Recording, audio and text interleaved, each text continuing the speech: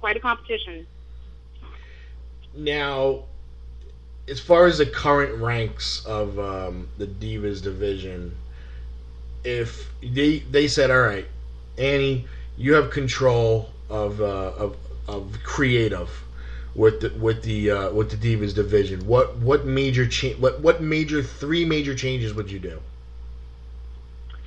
That's a tough one, because I would want to move somebody up to, like the main event, or the not main event, sorry, like TV from NXT. But at the same time, their position that they hold in NXT right now is really important, and it's kind of hard to decide who would get to come up to the main roster. Little Flair, as I call her, Charlotte, she's amazing, and I think that would probably be the next move, because when she lost the championship, that's what I thought they were doing. I thought that, okay, they took it off her because she's moving to TV, so that would probably be the move that I would do. And, like, now they're kind of like, there's this little kind of feud thing, but I honestly thought that if Emma and Bayley were a tag team, I kind of think that'd be adorable. But, yeah, for three major changes, I mean, there's a rhyme and reason to everything. So, like I said, it's all in Vince's plan, so I'm not really sure what I would change, because I know that it's all going to have an amazing outcome. But, yeah, I don't know, because just the NXT is so strong right now, and it's kind of hard to decide who would come up to the main roster. So. Okay. Where, as far as we already know you're not a Twitter fan, but let the fans know social networking wise how they can reach out to Epic Annie. Oh, definitely. Twitter, Instagram, and Facebook. I would like more followers on Twitter just because it's so low, because I'm never on it. But I'm all over. Like, Instagram is probably what I use the most. But anything I put on Instagram, I usually put on Facebook. But I try as best as I can to make them all kind of a different experience and a different side to me. And I would definitely watch out for my promo on Saturday, because it's going to be pretty groundbreaking. It touches on brief little history lesson about kind of where women really, just like women leaders, pretty much women's rights, and, get the whole give divas a chance. And I honestly think it's going to be groundbreaking and motivational to just not just divas, but women everywhere. So watch out for that. All right. And, well, we definitely wish you luck, whatever direction that might be, whether it's, Florida or any other road that might lead you to where you want to go. And we really appreciate giving us a call on this holiday Sunday, and definitely look forward to speaking to you again soon. And hopefully we'll have some, groundbreaking news you can share with your fans through the show. Besides a haircut. Besides your haircut. Yeah, I don't know. It's pretty extreme. So, but yeah, no, definitely. We'll let you know. I'll definitely be looking, because now that you told me, I'm gonna be looking for Saturday. You said, right? For what? Yeah, Saturday. Saturday. All right, I'll be looking for this hairdo on Saturday. So okay. Okay. But appreciate you joining us, and we'll definitely talk to you again soon. All right. Thank you. All right. Take care. Bye. You too. That was Epic Annie, ladies and gentlemen. We'd like to thank her for coming on the show. And this show is just moving along, Nick, just moving along.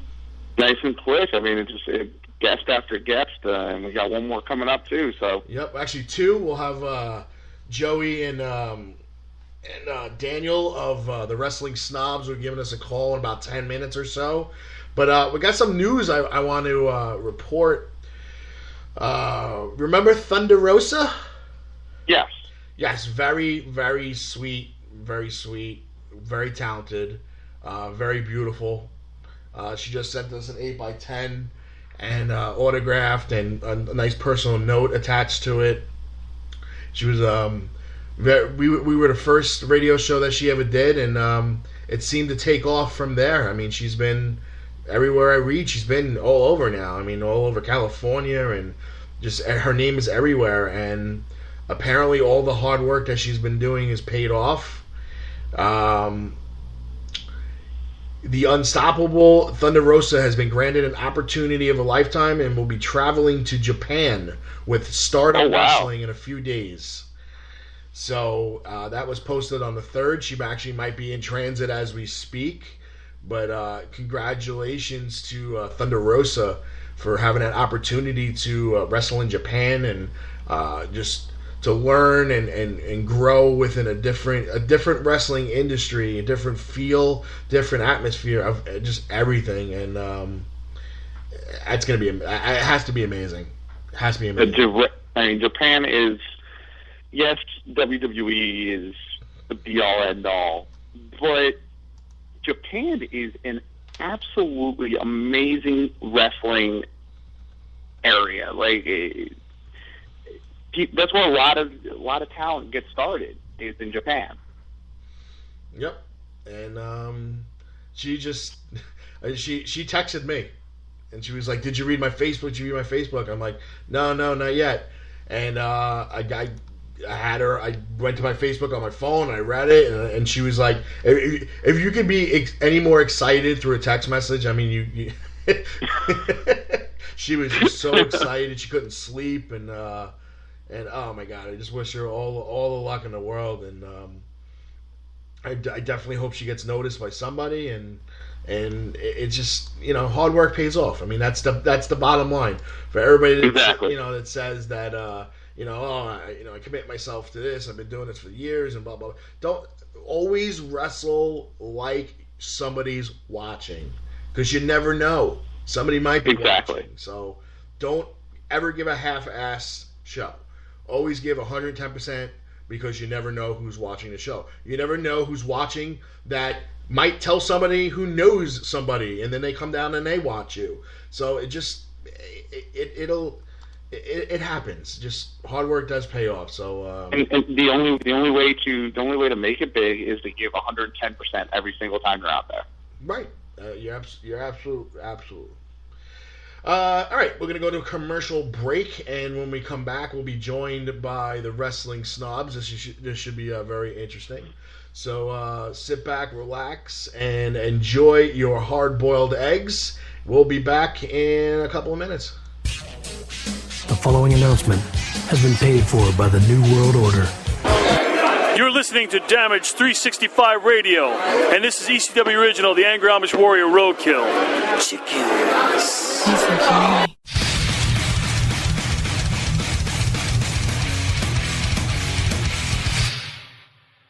Hey guys, do you like pro wrestling? Of course you do. It's the greatest thing in the world. Hi, my name is Emil J. You may have seen me as the ring announcer for Combat Zone Wrestling, On Point Wrestling, Dojo Wars, and WSU, just to name a few. But now I'm proud to announce that the Funkenstein Wrestling Superstore is the premier location for wrestling merchandise. Every Saturday and Sunday from 8 a.m. to 4 p.m. in Englishtown, New Jersey at the Englishtown Flea Market, booth number 35 in the Green Building, the Funkenstein Wrestling Superstore has it all. Everything from DVDs and figures from around the world to t-shirts and lucha masks in both kids and adult sizes, and much more, even tickets to upcoming events. Log on to facebook.com/FunkensteinINC for full details on everything they have to offer, including weekly specials and where they'll be vending at this weekend. So check out facebook.com/FunkensteinINC and take the short drive to Englishtown, New Jersey and visit my friends at the Funkenstein Wrestling Superstore this weekend to start or add to your wrestling collection. And hey, tell them MLJ sent you. The Funkenstein Wrestling Superstore, the main event of wrestling collectibles.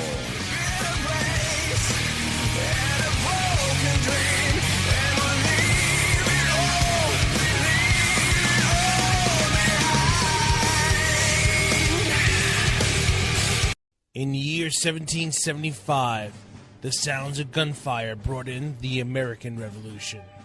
Then around the 1800s, the sounds of machinery brought in the Industrial Revolution.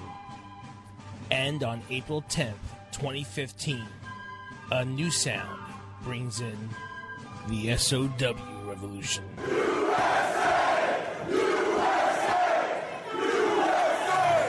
It's the Superstars of Wrestling Live presents Revolution, featuring WWE Hall of Famer Hacksaw Jim Duggan and former WWE Tag Team Champion Scotty 2 Hotty. Advanced row one ringside is $25. All other advanced seats are $20, and kids and seniors are $17. All tickets are $25 at the door. For ticket information, call 718-207-5032 and PayPal your advance tickets to swf.live1@gmail.com. Stand up and be counted at the Avenel Colombian Council, 109 Morrissey Avenue, Avenel, New Jersey. The Superstars of Wrestling Live, where generations collide.